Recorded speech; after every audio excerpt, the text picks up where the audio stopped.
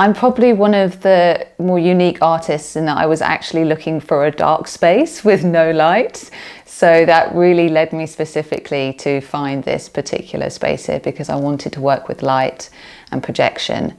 And I've been here since 2020. So this space was kind of my savior in lockdown. It was my little private space that I could come away to and explore my art practice. And it's been a wonderful place to play and explore and make a mess and tidy it up and start again. And it's really allowed me to push more into installation and projection in a way that I found I was very restricted to do so in the facilities I had available at uni.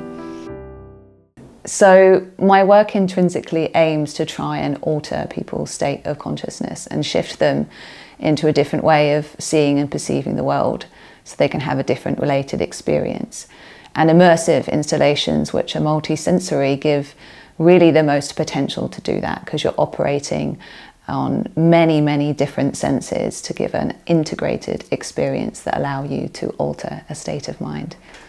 So this film takes every affirmation that I wrote over a course of 6 months. In conjunction with ChatGPT, I took those affirmations and I inverted them to a negative affirmation to really show the subtext of the fears that were underneath the things that I was affirming every day.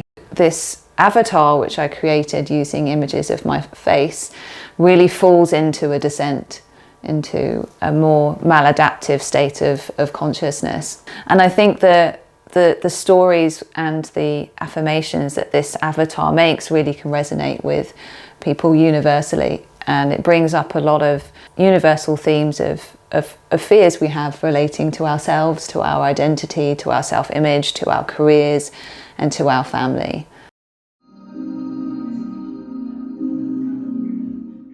So historically, I've spent a lot more time exploring the more adaptive states of consciousness, such as exploring meditation or trance. But a series of life events that have happened over the last year, most recently being the passing of one of my oldest friends, Katrina Arnold, also known as Virginia the Wolf, has led me to more deeply explore the maladaptive states. So looking into grief and looking into loss and looking into more challenging states of mental health. And it's really been a really healing process for me. So I've been able to put my grief and my pain into my art and actually see the world through a very different lens, which I think gives me a greater sense of empathy with people, which I haven't had before.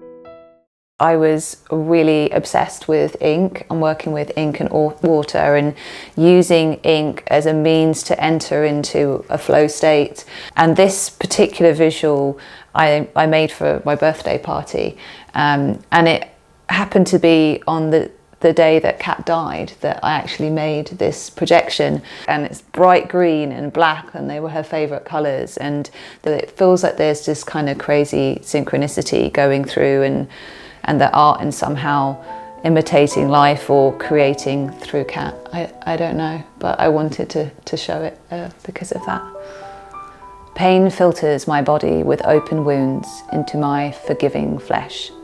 As if life were too close, its suppressed eyes, which to me reads now like a dark night of the soul, a sort of death of the ego of the self that happens before we have to be reborn, and hence death not being thy enemy.